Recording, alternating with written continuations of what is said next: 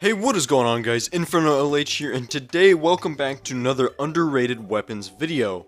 Just real quickly, I want to say after this I'm probably gonna be moving on to like an underrated armor series next, because I'm kind of running out of ideas for weapons. The series may not be at an end right here, but it probably will be for a little while. But before we get to the weapons, could you please like and subscribe to my channel? I would really appreciate it. I will also leave the link to my Discord server in the description of this video if you want to go ahead and join that. But anyways, let's get right into the weapons. The very first weapon on today's list is the Shadow Flame Hex Doll. This is a pretty great weapon. It can be obtained as soon as you enter hard mode. It's a drop from the Goblin Sorcerer, or Warlock I think it's called now. Anyways, it's a drop from them. It's a fairly decent drop chance. It's not very rare at all, but you do kind of have to go out of your way to fight the Goblin Army. There's not really many reasons to fight the Goblin Army after hard mode, so it's probably why people don't really get this weapon. But overall, it does some pretty great DPS. It does 66 base damage, which is pretty decent, but it shoots out like these Shadow Flame tentacles, so it has a pretty fast fire rate. The range on it isn't that great, but it shoots really fast and it shoots a lot of projectiles at once. It's pretty unique, like the projectiles look pretty strange. It shoots like in a straight line, but it curves at the end kinda, hence why they're called tentacles. The weapon also will apply the Shadow Flame debuff to an enemy.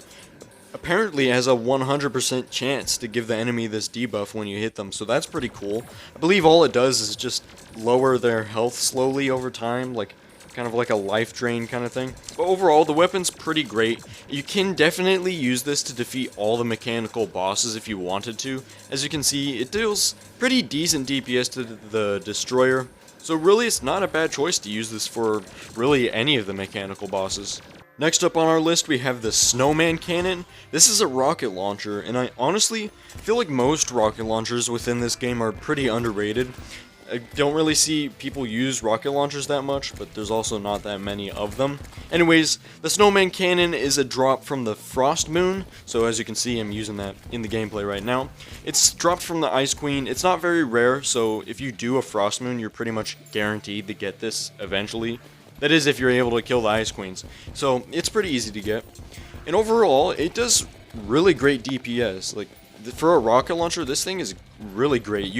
It's clearing out all the enemies within this area, and it does 67 base damage, which is, it's alright for a base damage for a rocket launcher. But when you combine it with the ammo, the rockets, it's going to deal a lot more damage, and the blast radius is just great for clearing out hordes of enemies. If you're wondering what ammunition I'm using the Mini Nukes 1. Make sure not to use the Mini Nukes 2, because if you use the Mini Nukes 2, they will blow up your blocks, so I'm sure you really don't want that happening in most cases. But previously, before the Celebration Mark II was added to the game, I'm pretty sure this was actually considered the best rocket launcher in the game. Now it's like the second best, but it's still really great choice. Also, another nice added bonus is the rockets. Any rocket that you use will home and lock on to enemies in the area, and it curves the rockets home for like way more than pretty much any other ammunition that I see in the game. More than chlorophyte bullets and really anything. Like, these rockets will do a full U-turn sometimes. It's crazy. Also, one last thing to note, not really useful, but just interesting.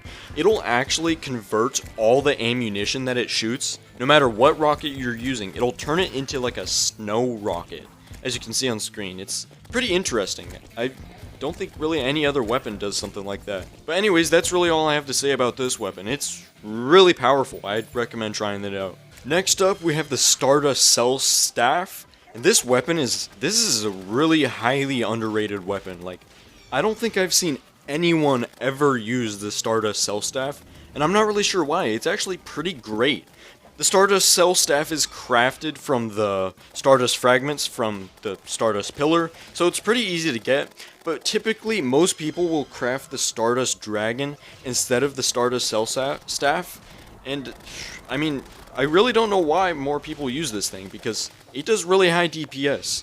The base damage is about 60, which is pretty decent, but these things just, they deal so much damage. As you can see against the Empress of Light, they are just wipe her out so fast. They kind of like fly around your character. They look weird with my dye, since they're red.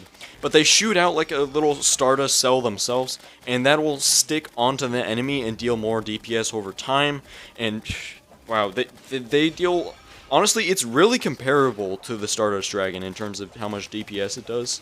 So, I'm not quite sure why more people don't use it. Next up here, we have the Clockwork Assault Rifle. This weapon is a drop from the Wall of Flesh, and it's actually very common. Like, I think it's like 1 in 3 or something, I can't quite remember. But it's really common drop from Wall of Flesh. And if you're doing a ranged class, I would highly recommend trying this weapon out, because you could definitely use this to defeat all of the mechanical bosses, all 3 of them easily. You could do that. Anyways, the weapon does 17 base damage, which is okay, but the weapon is a 3-round burst, so you're gonna get a lot more DPS with that. And the burst, like the time between bursts, is really not that long at all. It fires the burst pretty quickly. Another very interesting and useful thing to note is it will only consume ammo on the first shot within the burst. So every 3 shots you shoot, it only consumes 1 bullet, which is very nice for ammo conservation. If you're wondering what ammo I'm using in the gameplay, I'm using crystal bullets. These are really great bullets, probably the best you can get at the start of hard mode. You can get them right as you enter hard mode, but they're so easy to make. You just use the crystal shards that you can mine from the underground hollow and combine those with regular musket bullets, and boom, you'll get crystal bullets. They're really nice because, well, when you shoot an enemy, the bullet will kind of break apart and shoot other little crystal shards around, and that will just deal even more DPS.